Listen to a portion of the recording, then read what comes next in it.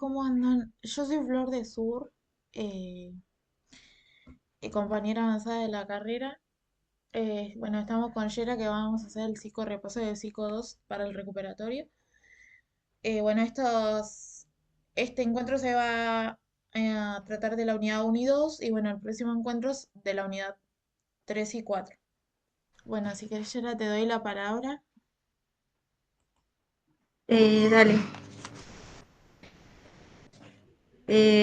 Hola, ¿cómo están? Soy Yera de Sur y nada, ahora que se acercan las fechas de recuperatorio de Psico 2, creíamos pertinente desde Sur habilitar este espacio para hacer un repaso de los textos más importantes que se toman al evaluar las unidades 1 y 2. Bueno, vamos a empezar con el texto de Brunner, que habla sobre la psicología cultural. El título es El estudio apropiado del hombre. Bueno, en principio Brunner va a empezar haciendo una crítica al cognitivismo, porque considera que se ha desviado de su impulso original. Resalta Brunner que este desvío no necesariamente implica el fracaso del cognitivismo. De hecho, dice que tuvo bastante éxito, pero que nada, se termina desviando del impulso original, que era el de recuperar el concepto de mente dentro de la psicología. Eh, para hablar sobre este desvío, nos dice que en principio lo que se quería era recuperar el concepto de la construcción de significados y cómo ésta le va dando sentido a la forma en la que básicamente interactuamos. Nos plantea que la construcción de significados, más allá de ser algo que pueda aproximarse solamente a las ciencias sociales, es algo de interés para la psicología. Bueno, dentro de los motivos del por qué se produce este desvío, nos habla de la metáfora computacional. La metáfora computacional se adopta dentro del cognitivismo eh, a raíz de los cambios sociales, podría decirse. Estábamos en un contexto post-revolución industrial, dentro de la revolución informativa. En ese momento, justo, digamos, se crea la máquina de Turing, eh, y se pasa a entender a las computadoras como cierto tipo de mentes virtuales. Entonces se crea una analogía entre mentes virtuales y mentes reales que como consecuencia traen este reduccionismo sobre cómo se piensa la mente. Entonces, el objetivo inicial, que era el de enfocarse en la construcción de significados, pasa a segundo plano porque en la metáfora computacional se trabaja ya con datos procesados, es decir, que no deja espacio para la interpretación de, de los significados y solamente se habla de procesamiento de información. Eh, Cuando hablamos de este reduccionismo, Brunner nos provee, digamos, de ciertos argumentos del por qué esto termina por disolver, digamos, las intenciones originales. Nos dice que esta comparación de mentes virtuales, mentes reales, le proporciona un programa como demasiado abierto a las ciencias cognitivas al permitir que ciertos teóricos del conductismo regresen de nuevo con sus viejas ideas. En ese sentido, el cognitivismo ya no viene a revolucionar todo lo que era el conductismo. e incluso su intención no era simplemente cambiar el conductismo o revolucionarlo, sino reemplazarlo totalmente. Pero al adoptar de nuevo esta idea de entrada y salida de datos, sin pensar de nuevo en el procesamiento de información o en, digamos, en la caja negra, que podría decirse cuando hablamos de estímulo-respuesta, y lo que tenemos en medio, que es aquello que no estudia justo el conductismo, digamos, sigue quedando así, no se explora de nuevo los procesos cognitivos que hay entre estímulo y respuesta. Se retoma la idea de estímulo como si fuera el input y la respuesta como si fuera el output dentro de la metáfora computacional. Eh, si tratamos de compararlo al conductismo de Skinner, digamos, también se adopta la idea de los refuerzos, pero aquí se le pone como retroalimentación del sistema. Entonces, nada, tenemos a una revolución cognitiva que termina pareciéndose mucho a lo que era el conductismo, y en ese sentido dejó inconforme a muchos de los teóricos que estaban interesados en cambiar, digamos, el rumbo de la psicología de ese momento. Bueno, hasta este punto, digamos, son solo críticas hacia esta revolución cognitiva. Pero bueno, no todo puede ser solo críticas, así que Brunner también plantea cómo puede construirse una ciencia de lo mental en torno al concepto de significado, sin perderse, digamos, demasiado en la subjetividad o en la interpretación simplemente. Eh, para ello, nos plantea que para recuperar el concepto de significado, también debemos recuperar la idea de cultura y la relevancia que tiene en la constitución de los procesos cognitivos. El texto nos da tres razones importantes por las que la cultura debería considerarse un concepto fundamental dentro de la psicología. El primero es por lo constitutivo, el segundo es por el significado público y compartido, y el tercero es por lo que él denomina la psicología popular, el poder de la psicología popular. Bueno, estas tres razones por las que es fundamental la cultura están vinculadas entre sí y de ninguna forma pueden ser tomadas por separado, sino que juntas, digamos, son... Claro, como que actúan en forma conjunta las tres, no separadas. claro, sí, gracias. Bueno, Yo tengo sobre lo acá, constitutivo. yo tengo acá un poco lo que dice, tengo lo que es cada argumento. Si querés, lo leo y voy aportando. Eh, lo de argumento constitutivo tengo que tomado de Giddens, la que es constitutiva del ser humano y no puede pensarse a la psicología sin esta dimensión. Después, en la segunda apartado, tengo de la psicología, se encuentra inmersa en la... Ay, no sé qué dice acá. Bueno, no sé en qué momento. Y debe organizarse en torno a la construcción y utilización de significados. Bueno, y que tengo que estas no se pueden actuar solas, sino todas en forma en conjunto. Y bueno, eso si querés ampliar de lo que tenés vos.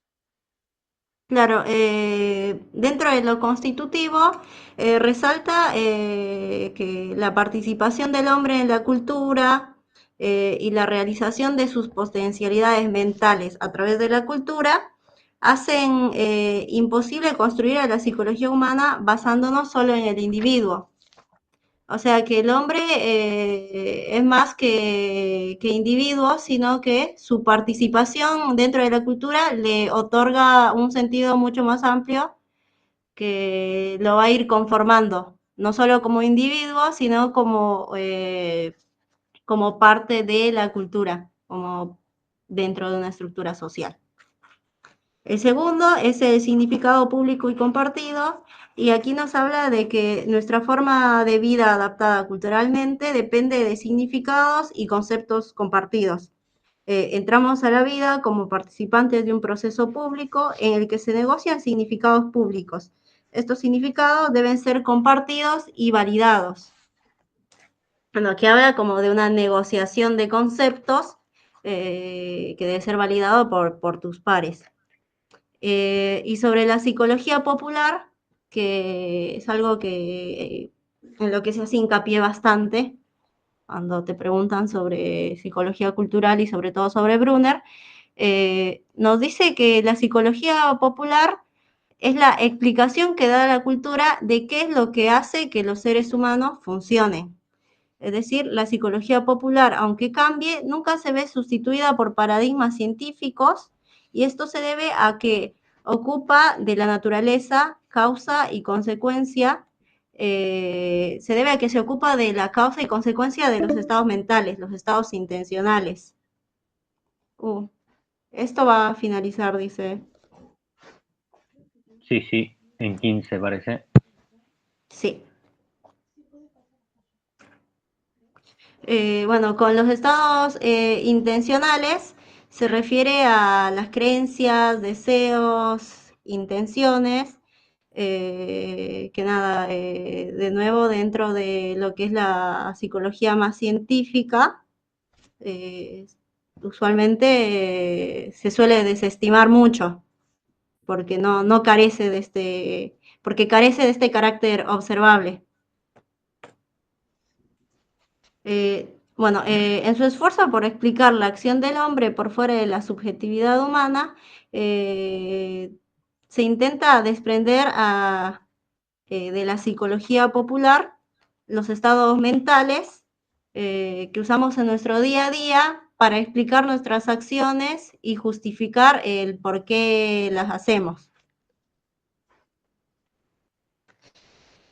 Y básicamente esas serían las tres razones por las que Brunner considera que debería tomarse en cuenta la psicología popular. Las tres razones por las que Brunner considera que debería tomarse en cuenta la psicología popular eh, como importante dentro de la psicología, y sobre todo para hablar sobre la importancia de la cultura eh, en la psicología. Continuando con la unidad 1, vamos a ver el texto que se trabaja en el teórico, que es el de la relación mente-cultura de Cubero y Santa María. Bueno, aquí lo que nos plantea es básicamente cuál es la importancia de la psicología cultural, ¿no? Cómo se desarrolla, cómo se constituye. Bueno, lo que nos dicen Cubero y Santa María es que la psicología cultural lo que busca es evaluar la variabilidad cultural de los procesos psicológicos, eh, es decir, no sé, entienden a la cultura como no solo el medio en el que existimos, sino el medio por el que existimos. O sea, no solo nos constituye, sino lo constituimos. La psicología cultural se va constituyendo a modo de crítica hacia la psicología cognitiva y la psicología transcultural. Bueno, la psicología cognitiva ya la vimos con Jerome Brunner, vimos todas las críticas que se le hace. Bueno, sobre la psicología transcultural, Nos dice que tiene dos características muy importantes. Una es el conductismo metodológico y la segunda es la cultura como variable independiente. El objetivo de la psicología transcultural es explorar y descubrir las variaciones del comportamiento de las personas en distintas culturas y explicarlas. Eh, Trata de estudiar los universales cognitivos y las diferencias que puedan surgir por factores culturales. eh, bueno, obviamente su objetivo es formular leyes psicológicas universales que sean válidas para todas las culturas. Esta es una de las razones por las que se cuestiona la validez de los estudios transculturales, porque pretende, a través de estudios de grupos particulares, grupos culturales particulares, crear o generalizar ciertas leyes comunes dentro de la psicología. Sobre sus características, el conductismo metodológico se refiere a que utiliza modelos de experimentación sin tener en cuenta su validez ecológica. Es decir, que el método de estudio no siempre va a coincidir con lo que pasa fuera del laboratorio. Entonces, en ese sentido, no tiene mucha validez ecológica. Después se hace una crítica a esta otra característica de la psicología transcultural, que es que considera a la cultura como una variable independiente. Es decir, que se concibe a la cultura como el factor causal que produce diferencias en el pensamiento psicológico. La cultura, entonces, afecta directamente al procesamiento psicológico, cuando lo que se propone desde la psicología cultural es que no es que una influye sobre la otra, sino que es como una relación en la que ambos, tanto su individuo y cultura, interaccionan constantemente y aportan cosas unos a otros. Bueno, eso es en cuanto a la psicología transcultural. Volviendo a la psicología cultural, eh, se habla de la psicología cultural no como una forma o como una disciplina, subdisciplina dentro de la psicología, sino como una forma de abordaje dentro eh, de toda la disciplina en general. Es un modo de hacer psicología, nos dicen. Entonces, como tal, se trata de concebir a la cultura como un todo unitario que estudia a los individuos de una misma cultura por igual, sin tomar en cuenta sus características particulares. Pero bueno, esto obviamente trae también críticas hacia la psicología cultural, porque no se consideran estas diferencias, entonces no sabemos o no podemos tener bien en claro la incidencia de estas diferencias en los individuos en los resultados de los estudios que se hacen. Otra de las críticas que se le hace a la psicología cultural es la imposibilidad del control experimental de la variable independiente, que sería la cultura, eh, porque nada, siempre desde las ciencias más positivistas, la imposibilidad del control experimental de la variable independiente. Quiere decir que en condiciones, las condiciones en las que se estudia, al no ser en un laboratorio, no se puede tener control total de las variables. Y por tanto, los resultados como tal no se consideran del todo confiables. Si bien hasta ahora al principio vemos que se enfoca mucho en señalar como las falencias tanto de la psicología cultural y la transcultural, también nos señalan que desde acá se hacen muchos aportes que nos han servido para cuestionar cierto abordaje etnocentrista que hay dentro de la psicología. Nos dice que han servido mucho este tipo de estudios porque los que se toman en cuenta son solamente los que se hacen en estos grupos que se llaman WEIRD, que son los países de Occidente, industrializados, ricos, con acceso a educación y todo. Entonces, si tenemos una psicología que desde siempre solamente toma en cuenta los estudios realizados en un grupo selecto y reducido, no podemos pretender que estas conclusiones de un grupo que es totalmente ajeno a las realidades de nuestros países pueda aplicarse como tal acá.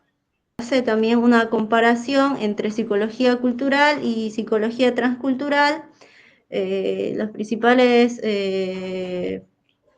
aspectos en los que difieren es que en la psicología cultural se enfocan en los aspectos diferenciales de los procesos psicológicos, mientras que en la psicología transcultural se tratan de ocupar de los universales cognitivos. En la psicología cultural también se plantea que cultura y mente son inseparables, ya que se constituyen mutuamente, pero en la psicología transcultural la cultura es una variable independiente y la mente dependiente. Es decir, que lo que sea que pase por fuera del individuo lo va a afectar directamente, pero el individuo no puede afectar a la cultura. En la psicología cultural también se plantea que se tiene que tomar mucho en cuenta el contexto en el que participan las personas, mientras que en la transcultural se trata de obviar esas diferencias. Bueno, por las intenciones estas de generar ciertas leyes o universales cognitivos que se apliquen dentro de la psicología. Y nada, y como última cosa que diferencia a la psicología cultural de la transcultural, y que me parece esencial, es que desde la psicología cultural se estudian los significados que construyen los seres humanos. Esto obviamente pensado desde la idea de que tanto la cultura y la mente se influyen unas a otras.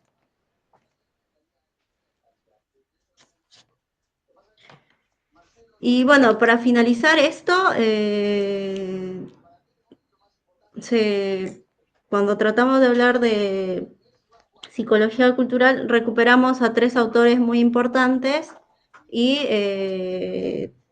3 conceptos centrales que proponen y que creemos que son importantes para cuando esos son modos de hacer psicología. O sea, no simplemente subdisciplinas, sino ideas, núcleos teóricos importantes, transversales, creo, a toda la carrera y a todo estudio psicológico.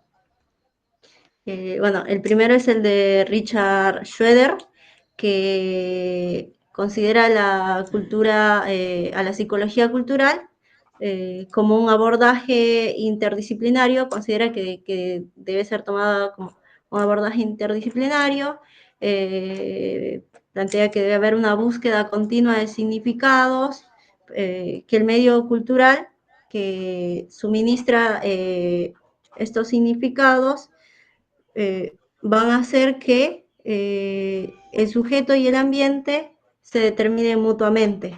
O sea, hay como nos habla de una concepción intencional en el que sujeto y ambiente se determinan mutuamente. Después tenemos a Michael Cole, que dentro de la psicología cultural busca articular el factor histórico. Nos dice que tiene que haber una mediación eh, social y de la actividad práctica al momento de abordar la psicología cultural. Y como tercer autor importante tenemos a Jerome Bruner, cuya idea principal es la creación y construcción de significados como parte constitutiva de lo que es esta interacción y negociación de los artefactos culturales.